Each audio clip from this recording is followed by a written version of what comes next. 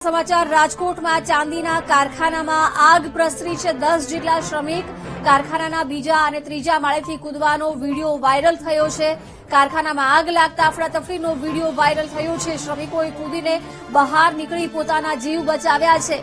કારખાના પાસે fire NOC ન હોવાનો પણ અત્યારે ખુલાસો થઈ રહ્યો છે। ચાંદીના કારખાનામાં આગ લાગતા શ્રમિકોએ પોતાનો જીવ બચાવ્યો। બીજા અને ત્રીજા માળેથી કૂદકો મારી શ્રમિકોએ પોતાનો જીવ બચાવ્યો છે। આખી ઘટનાનો વીડિયો અત્યારે સામે આવી રહ્યો છે। કૂદીને પોતાના જીવ શ્રમિકોએ બચાવ્યા છે।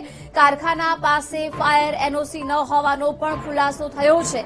ચાંદીના કારખાનામાં આ આગ લાગી છે। વિગતો મેળવીશું સંવાદદાતા શનિ પાસેથી। શનિ, શું વધુ વિગતો છે આ અંગે?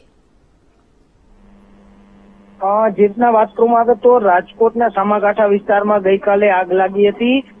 ચાંદીના કારખાનામાં આગ લાગતાની ઘટનાનો અત્યારે વિડીયો સામે આવી રહ્યો છે કે 10 જેટલા શ્રમિકો છે તે ત્રીજા માળેથી કૂદકો લગાવી રહ્યા છે। આનો વિડીયો અત્યારે સોશિયલ મીડિયામાં ભયંકર સામે આવી રહ્યો છે કે શ્રમિકો પોતાનો જીવ બચાવવા માટે જે 3 માળની બિલ્ડિંગ છે તેના ઉપરથી કૂદકા લગાવી રહ્યા છે। ચાંદીના કારખાનામાં દોડી આવ્યું હતું, લોકોને બહાર કાઢી અને બચાવી લેવામાં આવ્યા હતા, પરંતુ સવાલ એ ઉઠી રહ્યો છે કે ફાયર એનઓસી વગર આ ધમધમી રહેલા કારખાનામાં આગ લાગી હતી। લોકો ત્યાંથી કૂદકા મારી રહ્યા છે, કારીગરો કૂદકા મારી રહ્યા છે। ત્રીજા માળેથી જો કોઈનો જીવ ગયો હોત તો કોણ જવાબદાર? આ સમગ્ર બાબતની તપાસ થવી જોઈએ, કારણ કે આવી રીતે એનઓસી વગર ધમધમતા જે કારખાના છે, ચાંદીના કારખાના છે, ઇમિટેશન જ્વેલરીના કારખાના છે, તે સીલિંગની ઝુંબેશ શા માટે નથી કરતા તે મોટો સવાલ ઉઠી રહ્યો છે। જી બિલકુલ શનિ, આભાર જાણકારી આપવા બદલ।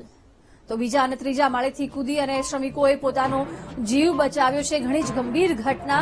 જો આ શ્રમિકો કૂદતા સમયે કોઈ જાનહાનિ થઈ હોત તો કોણ જવાબદારી લે? ચાંદીના કારખાનામાં આગ પ્રસરી છે। ફાયર એનઓસી ન હોવાનું પણ સામે આવી રહ્યું છે। 10 જેટલા શ્રમિકોએ કૂદકો લગાવ્યો હતો।